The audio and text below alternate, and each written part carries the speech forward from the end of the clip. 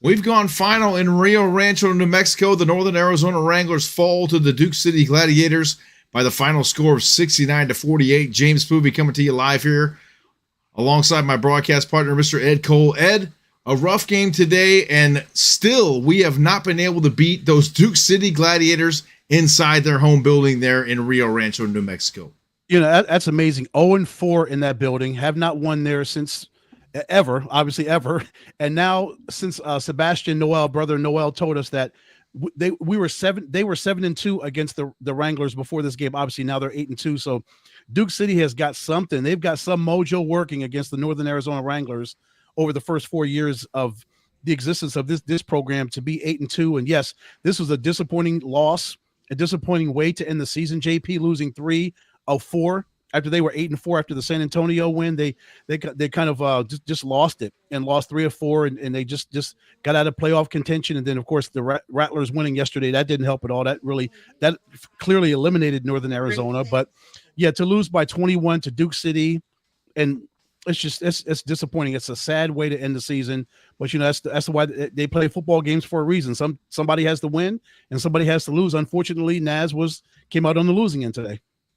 Yeah, unfortunate that the Wranglers not able to finish the job down the stretch. You mentioned the last 4 games where they struggled and unfortunately not able to make the playoffs. And now they'll be watching the postseason from the couch like we will, and should be exciting. But a lot of positive things to build off of from this season, going into the offseason and then preparing for the next season of Indoor Football League action, which, as we know, comes really quick. Oh, yeah. So Dylan Sterling Cole, much better in the second half, JP. Wouldn't you agree? 4 touchdown passes. He threw 3 to John Maldonado. John, my goodness, what a season that young man had. You can see the stats right there, folks. 5 catches for 96 yards, 4 touchdowns. He was spectacular as he's been all season long.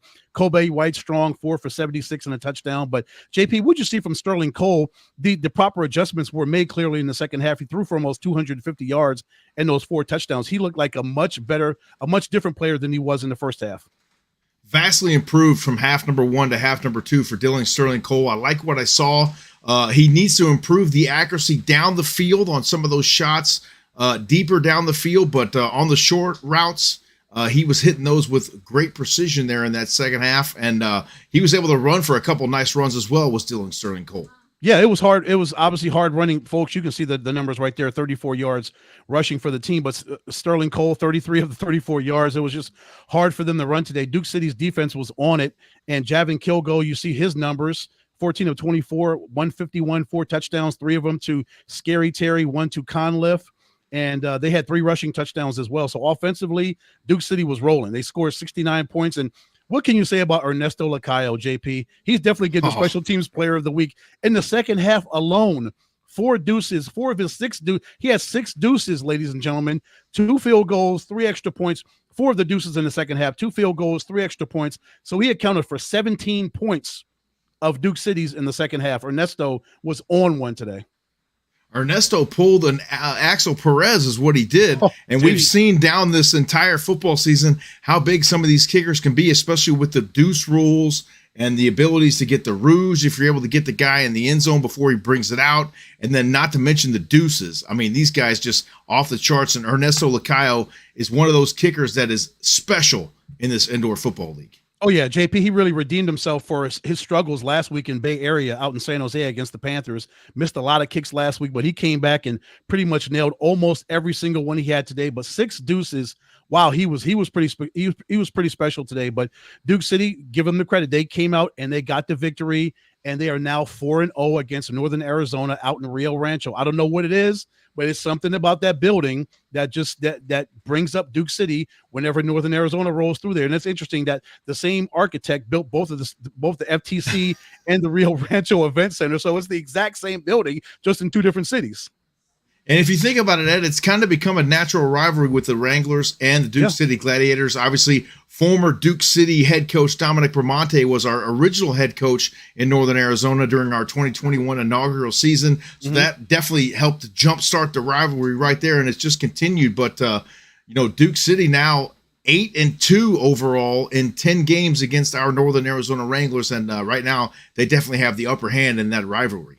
That is crazy. But when you look at the defense, I'll bring up some defensive numbers. Malik Saunier led the team in tackles with 7. William Martin, he was number 51. He wasn't 52. He wasn't 99 today. So if you were wondering who's number 51, that was William Martin. So he wasn't his usual number of 99. So he had 6 tackles at TFL. Him and Malik had a TFL.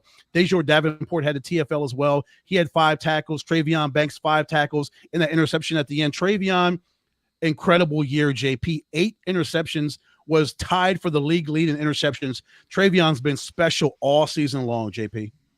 You know, I'm glad you brought up Travion Banks. He wore number 28 last season. Now he's wearing number 6 for the Wranglers. And he's one of those players that we would love to see come back again for a third go in Prescott Valley. And there's a couple other guys as well who really made an impact on this team that we'd love to see re-sign for the 2025 season. And I think you would agree, Ed, one of those guys is number 11, John Maldonado. Oh my gosh, yes. 24 touchdowns for John. He came in his rookie season and just took it by storm. We were wondering who was going to replace Ryan Wisniewski last season. Number 10, he came in and had a great season for us last year. We were trying to figure who could grab the mantle and take that from all the spectacular catches that Ryan had last season. High point and grab the mantle, right? Because Wisniewski was known for just jumping out of the building. He was, but John, was he not special today? 3 touchdowns in the second half, 4 to account for 24 touchdowns. Second in the league, only 2. Second tied with Arthur Jackson and just behind one of the gunslingers, Nyquan Murray, as far as touchdowns are concerned. Murray's got 27. Maldonado's got 24 along with Arthur Jackson. He had a spectacular year. So he has definitely got to be one of the ones that Coach Moss and, Mr. and Mrs. DePalma, the entire organization, the brain trust of NAZ have got to find a way to sit down and bring him back, but those two back, because they made beautiful music together. Did they not, James? They absolutely did. And I think another big piece of the puzzle, maybe one of the biggest pieces of the puzzle, is being able to bring back quarterback Josh Jones, who had a remarkable rookie IFL season. I mean, this guy was off the charts all season long. Yeah. Oh, to answer Shane's question, NAZ had 321 total yards. So that was the answer. Yeah. Good job, JP. On point. Bring up the numbers. You like that, don't you? I love it. Just bring it up on the bring up the stats.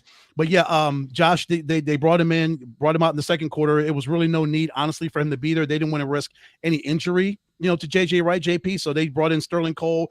That way, Coach Moss and they could just get a good look at what they have in Dylan Sterling Cole going into the offseason to decide if he is one of the players that they want to bring back. That's a decision that Coach Moss and the leadership in the organization have to decide if number 15 is one that they want to bring back. But I like what I saw from Dylan in the second half.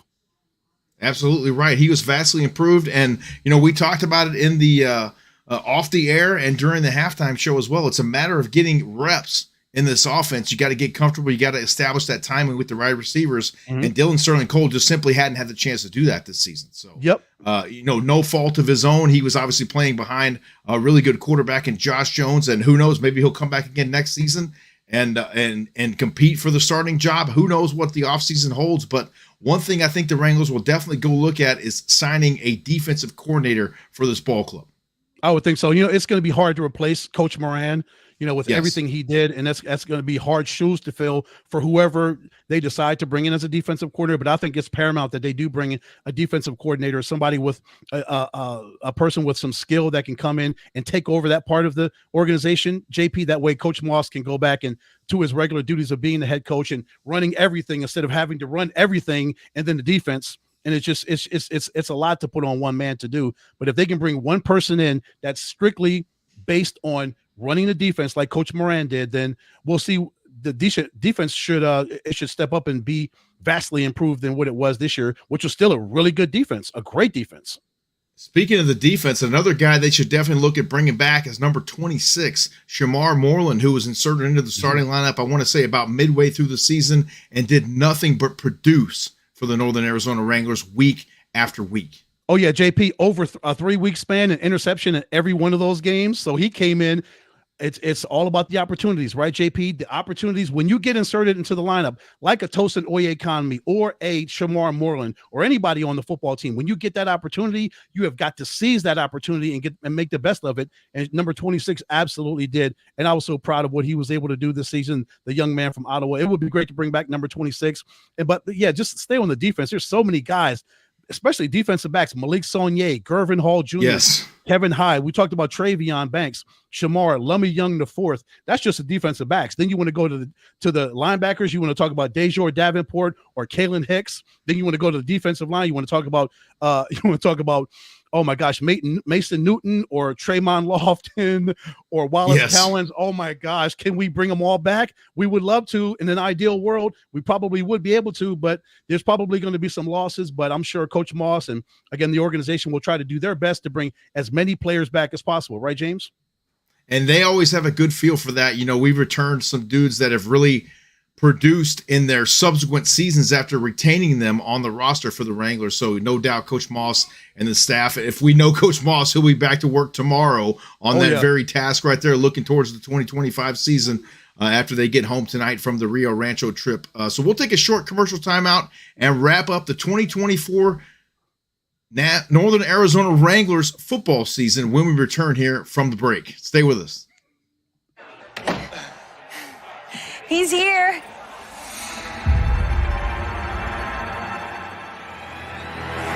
Anyone want a Coors Light? Light?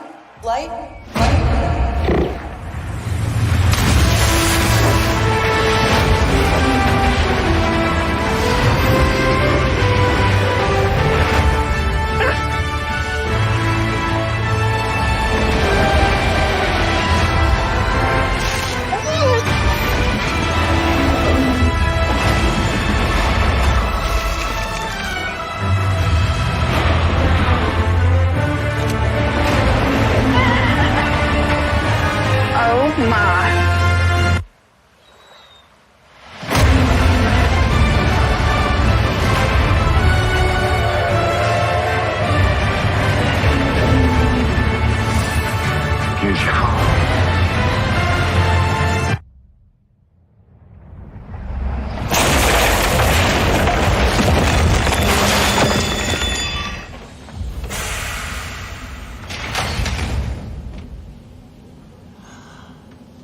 Oh, shoot, I forgot to play the song.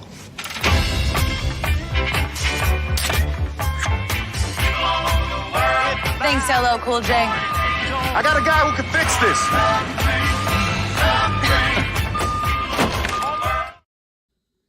We welcome you back to the Northern Arizona Wranglers postgame show. Once again, the Wranglers fall to the Duke City Gladiators by the final score of 69-48. They will finish the season 9-7 and finish in 5th place, just on the outside looking in the Western Conference playoff scenario.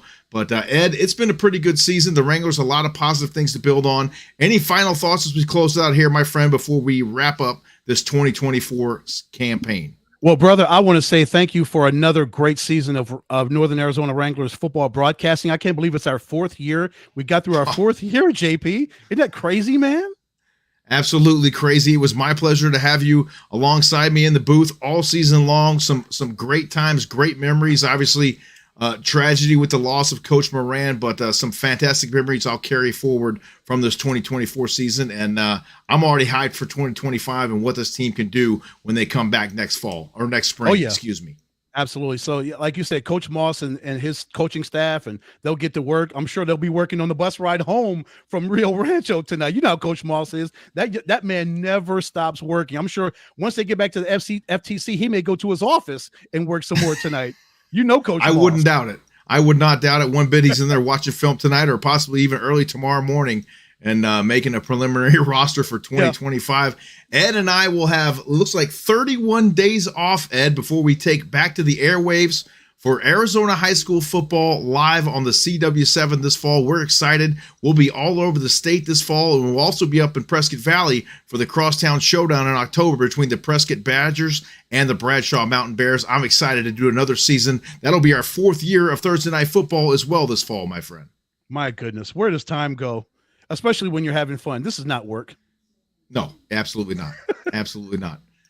For my broadcast partner, Ed Cole, for owners Fred and Robin DePalma, head coach Les Moss, it's been our pleasure to be alongside you for the 2024 Northern Arizona Wranglers season. We hope to see you in the future. Stay safe. Have a great rest of your 2024, and we will see you in the spring and hopefully before that in the fall sometime at one of the Thursday Night Football games live on CW7 throughout the Grand Canyon State. Everybody have a great night. Have a great rest of your weekend.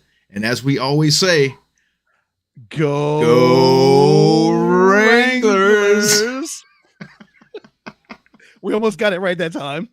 Almost. We'll get it by next time. See you guys.